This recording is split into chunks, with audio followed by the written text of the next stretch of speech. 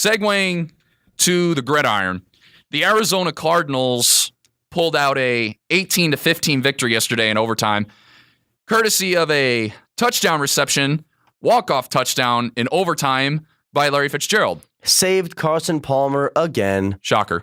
Carson Palmer threw 33 of 51 passing, 51 attempts, 357 yards passing, and virtually no running game again, virtually no offensive line again, and Tyrann Mathieu doing his thing, the Honey Badger, 12 tackles. Listen. Sacked 6 times? I don't know. I don't know what has to happen in order for these offensive linemen to get together. Carson Palmer is going to have 2 broken legs in 3 weeks if he doesn't get any protection. This guy's going to be, but like in a sad way. No, for of him, course, and I don't mean to be, and of course, I don't mean to sound like in a joking way, but at the same time, it's true. This guy is he's going to be. I mean, this guy, Father Time is kicking in for this guy. We've said it consistently every show. Yep. Father Time is undefeated. If this guy doesn't get some protection, he's going to end up in the emergency room, and his career is going to be over. And I want to credit the Niners for being in every game, or almost every game they've been a part of. Yeah. They've been involved. Like, everyone's making fun of the Niners, they're not good, whatever. They've been involved Their against defense. a Cardinals team who would like to think that they're even considered for the postseason, which I just don't see. Following up on that Rams thing, the 49ers, they lost to the Panthers 23-3 on opening night. Then they lost to the Seahawks 12-9, so 3-point loss. Still didn't get a touchdown. They lost by 2 points to the Rams, scored 39 points, and then yesterday they lost by 3, 18-15. So Kyle Shanahan has them headed in the right direction. They just need a quarterback. You can't have Brian Hoyer as the quarterback. End of story. The Los Angeles Rams, they some say an upset.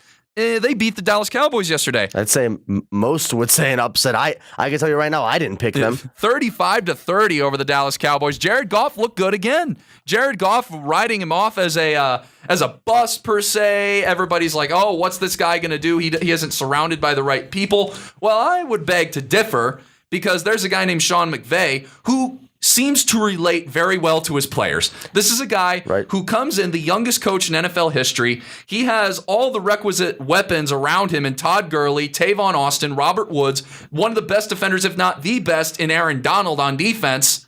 And thank goodness they signed him, because if they didn't, they'd be a train wreck on defense. They have that guy there who relates to his players and gets the job done, which Jeff Fisher did not. No, Jeff Fisher, that's the biggest, clearly the biggest difference. Clearly, you can see, even from the first game, even though it was the Colts who weren't that good, whatever, you could see a difference in the air, the vibe of this team from the very start. And now, Todd Gurley is doing it all. He's balling. Let's just look at these 94 yards receiving and 121 yards rushing. The receiving led the team. Jared Goff led in both receiving and rushing. Jared Goff has done a great job doing his job, getting it done, and opening it up enough to give it to his beast, to give it to Gurley, and let Gurley do his thing. Because Gurley is making Goff's life a lot easier. Yeah. But it's okay. That's fine. The O-line is also doing their job, unlike last year. And like you said, McVay is just a whole nother level. Yeah. He's young. He gets it. This team, they get it with him. They're all there together. Yeah. Aaron Donald, we saw against the Colts, even without him, they were still, the Colts were awful. But even without him, they were okay. But with him, along with Ogletree on that D-line, that's tough to get around. And Dallas, I was really surprised. Yeah. Let's flip it to the other side. Yeah. Really surprised by Dallas's offensive line. And I understand, we knew that they're not the same. They lost a couple pieces, but at the same time, I found Dak creating a lot more than he has in the past. This is not on Dak Prescott. No. He's had to create so much for himself because he just he hasn't had a lot of time. No. And like he did last year. He had so much more time last year. But also, Eliav, keep in mind, we were coming into the season going, how's their defense going to look? Their defense is suspect. Their secondary is whole new. It's revamped. Hartley knows it best. The secondary is completely different. And that's the problem. They allowed 35 points yesterday. And by the way, 7 of those were field goals. Okay. But they allowed 17 points to the Cardinals, 42 to Denver. And then, they only allowed 3 to New York. But the defense, it's not the same. It's a problem, Harley. That's a problem, dude. It always has been. And Sean Lee didn't play this game, and I think that was another big factor. He is the best defensive player the Cowboys have. So without him, you have Jalen Smith, who's basically a rookie. You said it best. The defense it's a problem. And I wanna give credit. You just mentioned it. 7 field goals. Greg Zuerlein. My God. 7 for 7. He is a machine, and him and Hecker together. Arguably one of the best punter-kicker duos in the league.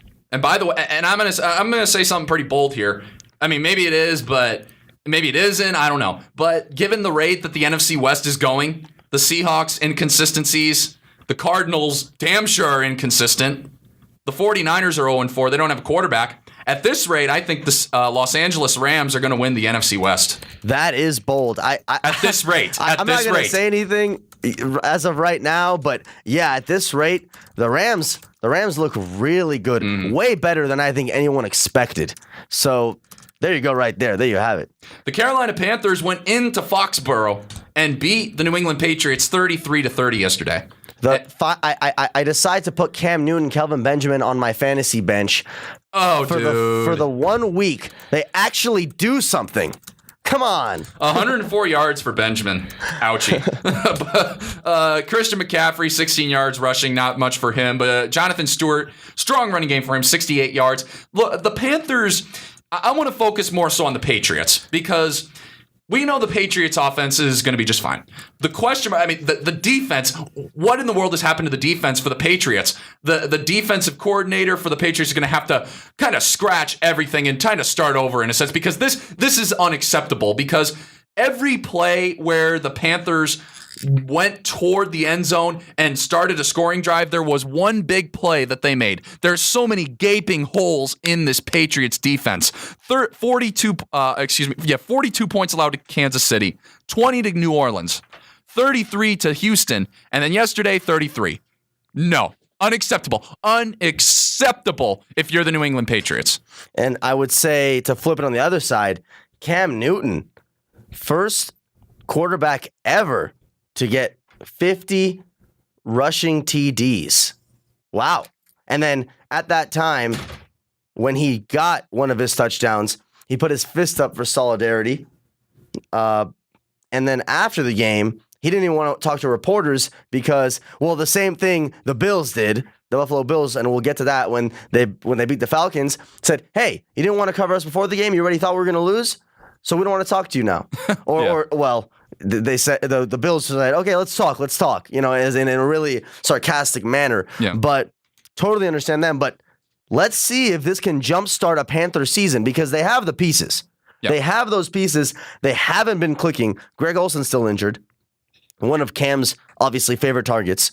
And we'll see how this ends up going for them. But right now, that was a fun game to watch. And the Patriots are 0-2 in Foxborough. That's that's not okay. And it's because their defense. Tom Brady's just fine. Their defense has to step up. Can we talk about Deshaun Watson?